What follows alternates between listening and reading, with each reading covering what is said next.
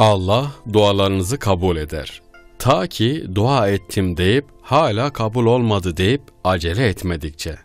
Allah'tan çok isteyin. Çünkü siz kerem sahibinden istiyorsunuz. Hadis-i şerif. Hazreti Peygamber sallallahu aleyhi ve sellem Allah'ı zikretme konusunda yaratılmışların en üstünüydü. Günün her anında ve hangi işte meşgul olursa olsun Allah'ı anmaktan ve dua etmekten geri durmazdı.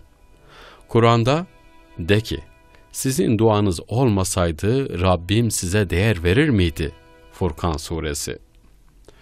Resulullah sallallahu aleyhi ve sellem bunu layıkıyla kavramış olduğundan hangi durumda olursa olsun dua etmekten ve Allah'ı anmaktan geri durmazdı.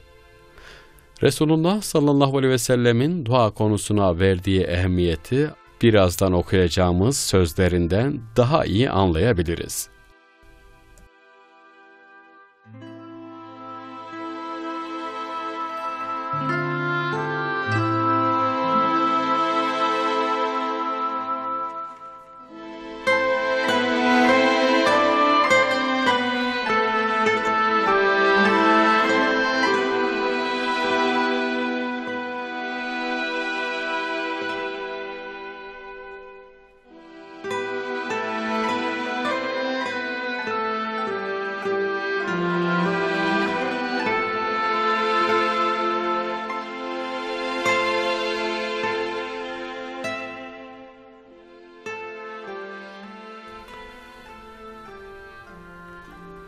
Allah katında duadan makbul ve kıymetli hiçbir şey yoktur. Hadis-i şerif. Kul duasında 3 şeyin birini almaktan şaşmaz. Ya dua sayesinde günahı bağışlanır veyahut peşin bir mükafat alır veya ahirette karşılığını alır. Allah'ın fazlından isteyin. Allah kendinden istenmesini sever. İbadetlerin makbulu ferahlığı beklemektir. Hadis-i şerif. Kulun Allah'a en çok yakın olduğu secde halidir. Secdede Allah'a çok dua edin. Hadis-i şerif. Muhakkak ki sizin Rabbiniz haya ve kerem sahibidir. Kulları ellerini kaldırıp kendisinden bir şey istedikleri zaman onları boş çevirmez. Hadis-i şerif. Dua ettiğiniz zaman kabul olacağına inanarak dua edin. Bilmiş olun ki gafletle yapılan duaları Allah kabul etmez. Hadis-i şerif. Allah-u Teala dualarınızı kabul eder. Ta ki dua ettim hala kabul olmadı deyip acele etmedikçe. Allah'tan çok isteyin. Çünkü siz kerem sahibinden istiyorsunuz. Hadis-i şerif. Resulullah sallallahu aleyhi ve sellemin gün içinde sık sık tekrarladığı bir dua şöyledir. Yüzümü göğsü inanç dolu bir Müslüman olarak yeri ve göğü yaratana çevirdim. Ben ona ortak koşanlardan değilim.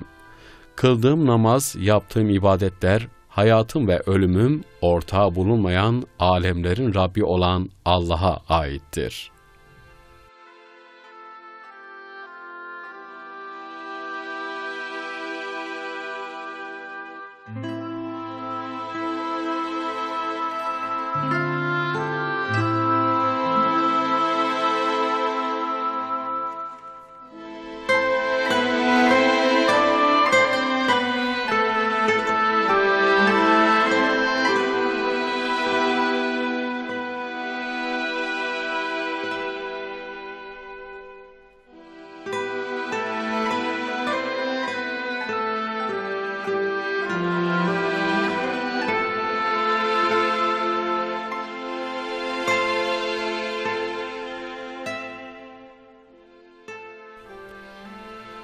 Allah'ım, hükümran sensin. Senden başka ilah yoktur. Sen Rabbimizsin. Sen Rabbimsin. Ben senin kulunum. Rabbim, günahlarımı ancak sen bağışlarsın. Beni en güzel huylara ulaştır. Zaten en güzellerine ancak sen ulaştırırsın. Kötü huyları benden uzaklaştır. Onları senden başkası benden uzaklaştıramaz. Ben seninleyim. Sana döneceğim. Sen yüceler yücesisin. Affına sığınıyor, sana yöneliyorum. Göklerin ve yerin yaratıcısı, gizli olanı, aşikar olanı bilen Allah'ım. Ayrılığa düştükleri konularda kullarının arasında sen hükmedersin. İzninle hakta ayrılığa düştükleri konularda beni hakka ulaştır. Şüphesiz sen dilediğini doğru yola eriştirirsin. Hadis-i şerif. İbn Ömer radıyallahu anh anlatıyor. Resulullah sallallahu aleyhi ve sellem buyurdular ki, sizden önce yaşayanlardan 3 kişi yola çıktılar. Akşam olunca geceleme ihtiyacı onları bir mağaraya sığdırdı ve içine girdiler. Dağdan kayan bir taş yuvarlanıp mağaranın ağzını üzerlerine kapadı. Aralarında, sizi bu kayadan salih amellerinizi şefaatçi kılarak Allah'a yapacağınız dualar kurtarabilir, dediler. Bunun üzerine birincisi şöyle dedi. Benim yaşlı, ihtiyar 2 ebeveynim vardı. Ben onları çok kollar, akşam olunca onlardan önce ne ailemden ne de hayvanlarımdan hiçbirine yedirip içirmezdim. Bir gün ağaç arama işi beni uzaklara attı. Eve döndüğümde ikisi de uyumuştu. Onlar için sütlerini sağdım. Hala uyumaktaydılar. Onlardan önce aileme ve hayvanlarıma yiyecek vermeyi uygun bulmadım. Onları uyandırmaya da kıyamadım. Geciktiğim için çocuklar ayaklarımın arasında kıvranıyorlardı. Ben ise süt kapları elimde, onların uyanmalarını bekliyordum. Derken şafak söktü.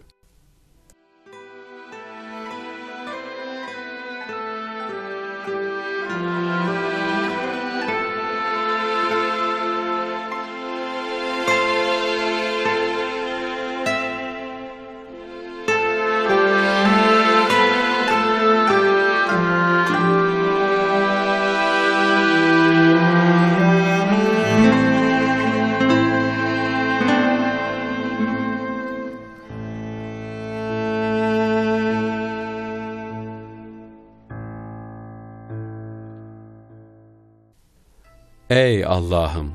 Bunu senin rızan için yaptığımı biliyorsun. Bizim yolumuzu kapayan şu taştan bizi kurtar.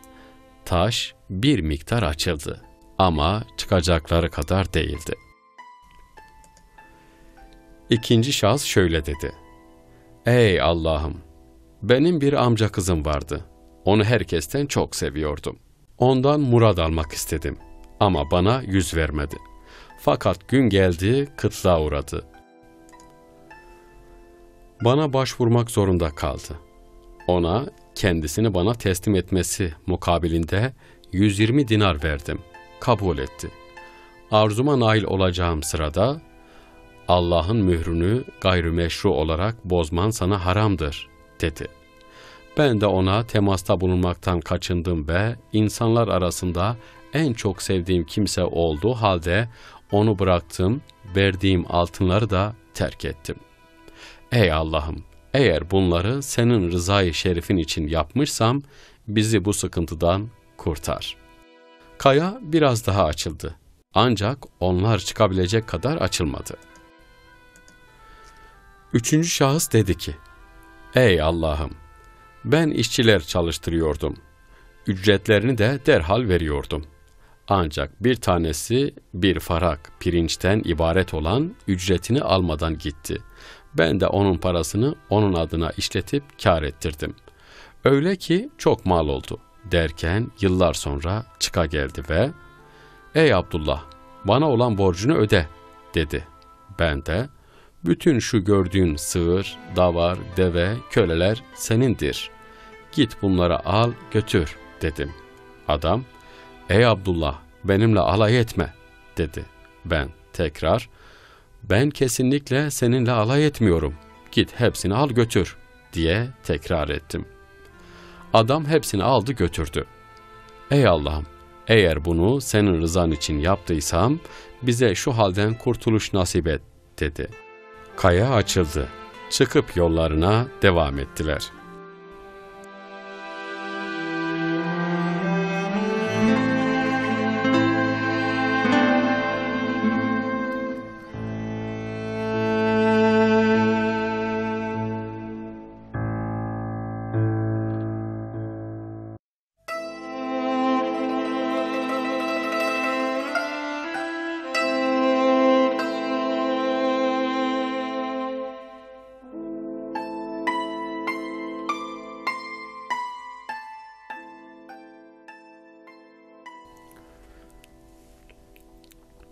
Hadisin bazı vecihlerinde bu 3 yolcu yaya giderken yağmura tutulurlar ve bu sebeple mağaraya iltica ederler. Sadedinde olduğumuz vecihinde gece sebebiyle mağaraya girdikleri ifade edilmektedir. İkisinin birleşmesi mümkündür. Akşam vakti yağmura tutulmuş olabilirler. Hikayede İslam'ın ahlak-ı hasanesinden 3 ahlakın Allah indinde makbuliyeti ifade edilmektedir. Anne babaya hürmet, onların hukukuna riayet, Allah rızası için insanların iffetlerine riayet, başkasının hakkına riayet, başkasının maddi menfaatini kendi menfaati derecesinde gözetmek, hileye yer vermemek. Bu amelleri makbul kılan husus da bunların ihlasla yani Allah rızası için yapılmış olmasıdır. Dolayısıyla hadis amelde ihlasın ehemmiyetine, tebliğde müstesna bir yer vermektedir. Saadetinde olduğumuz rivayette ücretin miktarı kaydedilmiyor fakat bazı rivayetlerde bu bir farak, pirinç olarak belirtilmiştir. Hatta başka bir rivayette yer alan açıklayıcı bir ziyade, hem miktar hususunda hem de işçilerden birinin ücretini almayış sebebi hususunda bize bilgi sunmaktadır. Ben bir grup insan tuttum, her birine yarım dirhem yevmiye verecektim. İşleri bitince herkese ücretini verdim. Biri, vallahi ben 2 kişilik iş yaptım, bana da 1 dirhem vermezsen ücretini almayacağım dedi ve almadan çekip gitti. İşte ben bu yarım dirhemi nemalandırdım.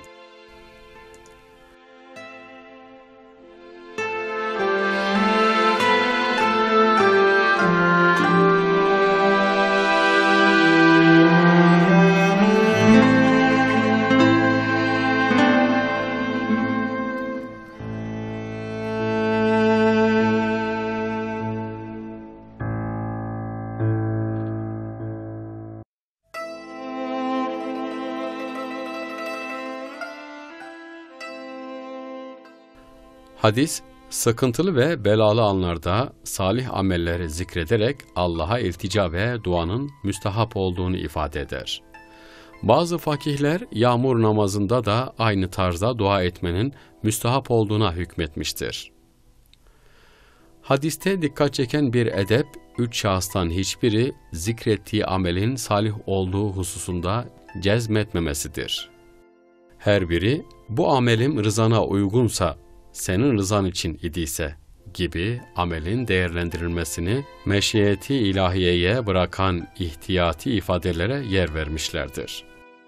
Hatta birinci konuşan zatın sarf ettiği, ''Ey Allah'ım, bunu senin rızan için yaptığımı biliyorsun'' şeklindeki itikat açısından mahsurlu ifadenin de bu endişeye baktığı belirtilmiştir.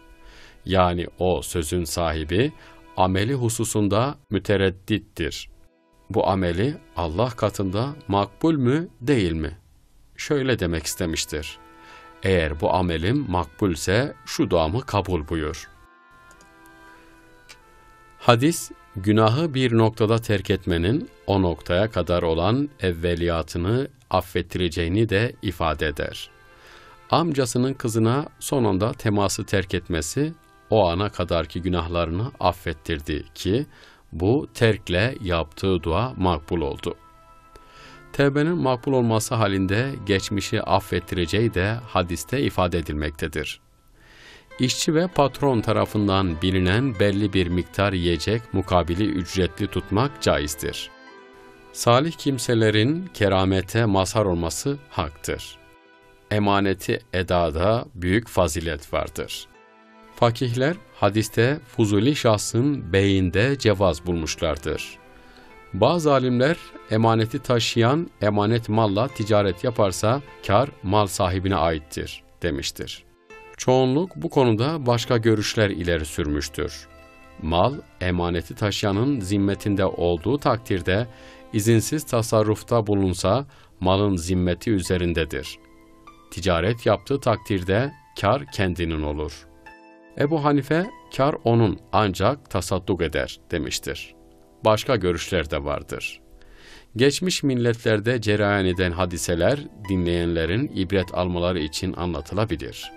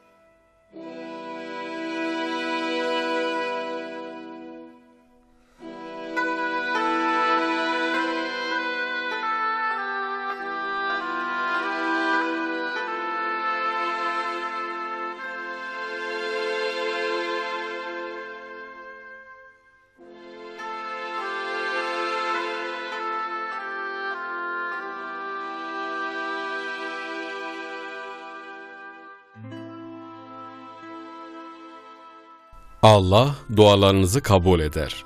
Ta ki dua ettim deyip hala kabul olmadı deyip acele etmedikçe. Allah'tan çok isteyin. Çünkü siz kerem sahibinden istiyorsunuz.